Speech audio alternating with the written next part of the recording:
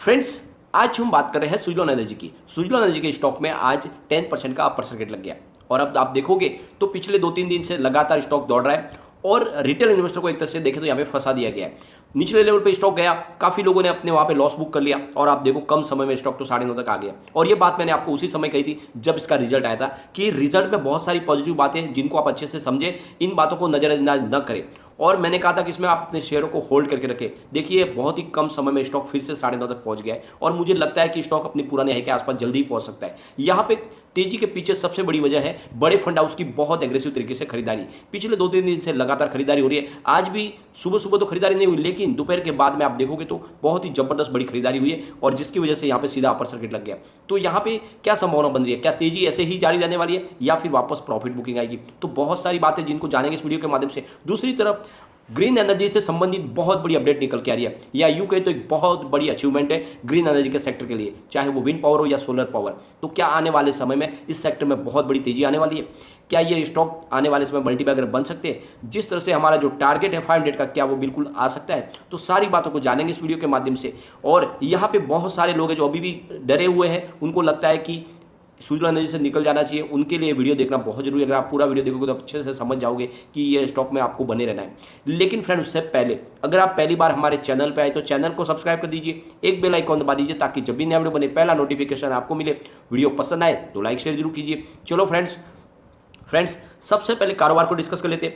अगर आप देखोगे तो आज बाजार में दबाव था, बाजार में गिरावट हुई, उसके बावजूद भी सुजलॉन एनर्जी के स्टॉक में हमें तेजी देखने को मिली। शुरुआत हुई सुबह 8.90 की है और इसका लो बना 8.75 का, हाई 9.40 का, यानी 10% का अपर सर्किट लगा। तो स्टॉक बहुत जल्दी तेजी से ऊपर आया। अब आप देखोगे तो 27 मई को जब इसका रिजल्ट आया उसके बाद में सोमवार के दिन ये लगभग 7.5 तक जाके आए लो में। अब वहाँ से लगभग 2 रुपये की काफ़ी अच्छी तेजी बन चुकी है, कम समय में स्टॉक ऊपर तक आ गया। इसके वॉल्यूम को अगर हम देखें तो बीएससी में आज 2,18,37,000 का वॉल्यूम हुआ, सामने 1,07,22,000 की डिलीवरी उठाएगी। डिलीवरी का परसेंटेज 49.10%। बात अगर एनएससी की करें तो यहाँ पे 6,31,53,000 का वॉल्यूम हुआ, सामने 2,27,10,000 की डिलीवरी उठाएगी। डिलीवरी का परसेंटेज 35.96%। तो दोनों एक्सचेंज में भारी क्वांटिटी में कामकाज हुआ। यहाँ पे बाजार क्लोज होने के बाद यहाँ पे करीब 48,81,000 बायर खड़े थे शेयर खरीदने के लिए। इसका मतलब सर्किट खुलने की संभावना नहीं थी। अब यहाँ पे इसके वॉल्यूम को एनालिसिस कर, पिछले एक महीने पहले इसका 5 करोड़ रुपीज़ का वॉल्यूम था, 1 वीक पहले 9 करोड़ रुपीज़ का वॉल्यूम हुआ, कल 16 करोड़ रुपीज़ का वॉल्यूम था, बहुत ही भारी और काफ़ी बड़ी खरीदारी भी हुई।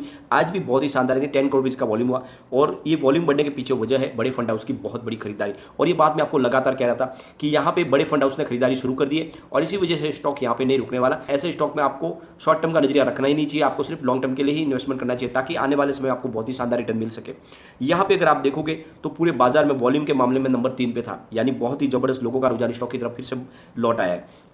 अब यहाँ पे जो बड़ी बड़ी डील हुई वो हुई है लगभग आप देखोगे तो 2:30 बजे के बाद में, यानी बाजार क्लोज होते होते बड़ी बड़ी डील हुई है। तो आप देखोगे करीब यहाँ पे 2:58 पर करीब 9.35 की प्राइस से यहाँ पे करीब 14,39,000 शेयरों की एक बड़ी डील हुई। उसके बाद आप देखो तो 2:59 पर 9.35 की प्राइस से ही 12,26,000 शेयरों की एक बड़ी डील हुई। फिर उसके बाद में 3:01 पर 9.40 की प्राइस से 14,10,000 शेयरों की एक बड़ी डील हुई और उसके बाद फिर 3:02 पर 9.40 की प्राइस से 35,28,000 शेयरों की एक और बड़ी डील हुई। फिर 3:04 पर यहाँ पे 9.40 की ही प्राइस से 17,23,000 शेयरों की एक और बड़ी डील हुई। फिर उसके बाद में 3:04 पर 9.40 की प्राइस से करीब 19,78,000 शेयरों की बड़ी डील हुई। उसके बाद 3:04 यानी उसी समय 9.40 की प्राइस से 26,23,000 शेयरों की एक और बड़ी डील हुई। फिर 3:05 पर 9.40 की प्राइस से 16,42,000 शेयरों की एक और बड़ी डील हुई। अभी आप देखोगे समय वही का वही है, 2-4-5 मिनट का खेल है और बहुत बड़ी बड़ी डील हुई है। यहाँ पे बड़े फंड हाउस ने बहुत ही जबरदस्त खरीदारी की है। फिर 3:05 पर 9.40 की प्राइस से 16,42,000 शेयरों की एक बहुत बड़ी डील हुई। उसके बाद 3:13 पर 10 लाख शेयरों की एक बड़ी डील हुई। अब आप ये देख लो, सिर्फ 5 से 10 मिनट का पूरा खेल था और करोड़ों शेयर उठाए गए और ये लिया है सब बड़े फंड हाउस ने। ये बात तो आप समझ रहे हो कि कोई रिटेल इन्वेस्टर इतनी बड़ी खरीदारी नहीं कर सकता। ये जो खरीदारी हुई है ये एफआई की तरफ से हो सकती है, बड़े फंड हाउस की तरफ से हो सकती है, म्यूचुअल फंड की तरफ से हो सकती है। ये आंकड़े हमें आने वाले समय देखने को मिलेंगे, लेकिन जरूर यहाँ पे बड़े फंड हाउस ने बड़ी खरीदारी की है और इससे एक बात तो समझ में आ रही है कि यहाँ पे आने वाले समय में बड़ी तेजी हमें देखने को मिल सकती है। अगर हम इसके रिटर्न को देखें तो अभी पिछले 5 साल के हिसाब से 51% का निगेटिव रिटर्न है और 3 ईयर के हिसाब से 72.48% का पॉजिटिव रिटर्न मिल रहा है। 1 ईयर के हिसाब से 59% की पॉजिटिव रिटर्न है। 3 मंथ के हिसाब से कोई अप डाउन नहीं है, लेकिन 1 मंथ के हिसाब से 6% की गिरावट है। 1 डे के हिसाब से 10% की तेजी है। यानी इसकी सारी गिरावट धीरे धीरे खत्म हो चुकी है। अब यहाँ पे मात्र 6% की गिरावट बाकी है। अगर कल भी इसमें 10% का अपर सर्किट लग जाता है तो स्टॉक पॉजिटिव हो जाएगा। तो इस तरह से आप ये देख लो कि स्टॉक काफ़ी मजबूत है और ये तेजी से आगे जा सकता है। फ्रेंड्स, यहाँ पे एक बहुत बड़ी खुशखबरी निकल के आ रही है ग्रीन एनर्जी के सेक्टर के लिए। इस बार ग्रीन एनर्जी, जिसमें विंड पावर और सोलर पावर दोनों का योगदान है, उन्होंने इस बार कमाल कर दिया है।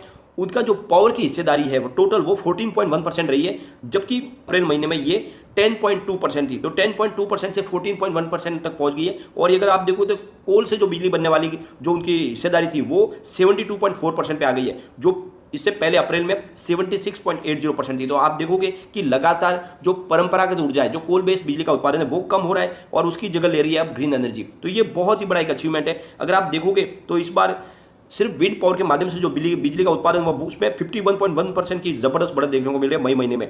जबकि यहाँ पे अगर आप देखोगे तो सोलर पावर के माध्यम से 37.80% की बढ़त देखने को मिली है। तो दोनों सेक्टर ने इस बार ज़्यादा बिजली का उत्पादन किया और ये दोनों का मिला के अगर देखें तो 44.10% की बिजली की ज़्यादा उत्पादन हुई है इस बार। तो आप देखोगे लगातार ग्रीन एनर्जी अपनी जगह बना रही है और लगातार जो कोल की जो शॉर्टेज है उसको पूरा करने की कोशिश ग्रीन एनर्जी के माध्यम से हो रही है।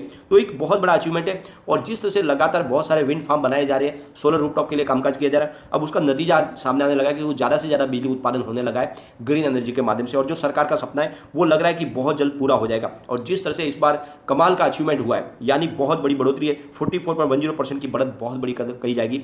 तो अब आप आने वाले समय में जो 2030 तक का जो सपना है कि 50% टोटल जो भी इलेक्ट्रिसिटी का कंजम्पशन होगा और जो बिजली का उत्पादन होगा वो ग्रीन एनर्जी के माध्यम से होगा, तो वो लगता है कि वो सपना पूरा हो सकता है।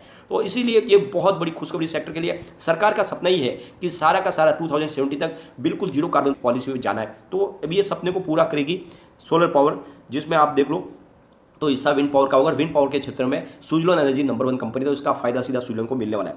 अब यहाँ पे सबसे बढ़िया जो सवाल निकल के आ गया, जो रिजल्ट में लोगों को इतना डरा दिया गया था कि रिजल्ट बताया बहुत खराब है, लेकिन मैंने उस दिन भी आपको रिजल्ट को अच्छे से एनालिस करके बताया था कि रिजल्ट में कुछ खराबी नहीं है, इतना कोई खराब रिजल्ट नहीं है।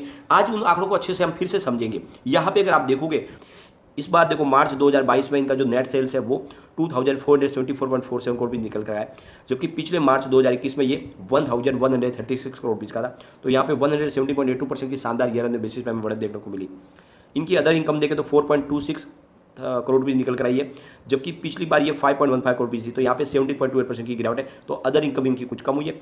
अब टोटल इनकम देखें इनकी तो इस बार 2478.73 करोड़ रुपये निकल कर आई है, जबकि पिछले मार्च में ये 1141.15 करोड़ रुपये थी। तो यहाँ पे 170.21% की ईयर ऑन बेसिस पे शानदार बढ़त देखने को मिली। तो इनकी टोटल इनकम बढ़ी है। अब बात करें इनके टोटल एक्सपेंसेस की, तो इस बार 2257.85 करोड़ रुपये निकल कर आया, जबकि पिछले साल ये मात्र 941.44 करोड़ रुपये था। तो यहाँ पे इनके खर्च में करीब 139.83% की बड़ी बढ़त हुई है। और ये जो बढ़त हुई है इसकी वजह से ही आपको मेन जो नेट प्रॉफिट में कमी दिखाई दे रही है, उसकी वजह यह है कि इनके खर्च में बढ़ोतरी हुई। बाकी ओवरऑल इनकी इनकम बढ़ी है, सेल बढ़ा है। अब ऑपरेटिंग प्रॉफिट की बात करें तो इस बार 220.88 करोड़ रुपये निकल कर आया, जबकि पिछले मार्च क्वार्टर में ये 199.71 करोड़ रुपये था। तो यहाँ पे 10.6% की ईयर ऑन बेसिस पे बढ़त देखने को मिली। तो यहाँ पे अगर आप देखो तो ऑपरेटिंग प्रॉफिट बढ़ा है, इनकी टोटल इनकम बढ़ी है, इनका सेल बढ़ा है, सब कुछ बढ़िया है। सिर्फ जो नेट प्रॉफिट में लॉस आया उसकी वजह है इनका टोटल बढ़ा हुआ एक्सपेंसेज। अब यहाँ पे नेट प्रॉफिट मार्जिन इनका 192.92 करोड़ निकल माइनस में आया, जो पिछली बार 60.02 करोड़ था। तो यहाँ पे 221.43 करोड़ रुपये का ईयर ऑन बेसिस पे गिरावट देखने को मिली है। तो इसमें आप ये पूरे के पूरे आंकड़ों में आपको समझ में अच्छे से आ जाएगा कि इनका बिजनेस तो बड़ा, इनकम भी बढ़ी है, लेकिन खर्च में बढ़ोतरी हुई है। और उसके पीछे वजह है रॉ मटेरियल जो महंगा हुआ इस बार, और इस वजह से खर्च में बढ़ोतरी हुई है और उसी वजह से रिजल्ट में आपको जो निगेटिव आंकड़े दिखाई दे रहे हैं। लेकिन ओवरऑल कंपनी का प्रदर्शन जारी है। अगर ये इतना बड़ा खर्च नहीं होता तो कंपनी शानदार प्रॉफिट में होती। तो कंपनी का प्रदर्शन बहुत ही तेजी से आगे बढ़ रहा है। एक बार इसके पिवट लेवल को भी चेक कर लेते हैं। तो यहाँ से अगर गिरावट होती है तो 7.73 का फर्स्ट सपोर्ट है, ये सपोर्ट टूटेगा तो 6.92 तक स्टॉक जा सकता है। तीसरा सपोर्ट इसका 6.43 का, तो बड़ी गिरावट है 6.43 तक ये जा सकता है। लेकिन अगर पॉजिटिव माहौल बनेगा तो आप देखोगे 9.03 का फर्स्ट रेजिस्टेंस है, फिर 9.52 का सेकंड रेजिस्टेंस है।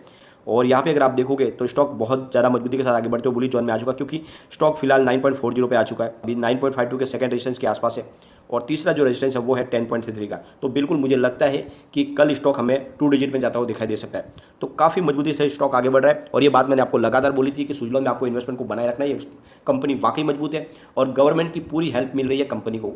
तो डरे नहीं और इन्वेस्टमेंट को बनाए रखें, लॉन्ग टर्म का नजरिया रखें। ये स्टॉक वाकई में कमाल करेगा। काफ़ी लोग कहते हैं कि सर ये 500 तक कैसे चला जाएगा, तो ये आपको ध्यान रखना है कि इसकी प्राइस 2008 में 400 के ऊपर थी और अब आप देखो कि यहाँ पे जब कारोबार फिर से बढ़ने लगेगा तो कोई बड़ी बात नहीं कि इसका जो प्राइस है वो 400 या 500 को भी आराम से टच कर जाएगा। लेकिन फ्रेंड, कोई भी इन्वेस्टमेंट करने से पहले अपने फाइनेंशियल एडवाइजर से एक बार भी ले ले या अपना खुद का रिसर्च करें, क्योंकि मैंने वीडियो आपके एजुकेशनल पर्पज के लिए ही बनाया। वीडियो पसंद आए तो लाइक शेयर जरूर कीजिए और चैनल को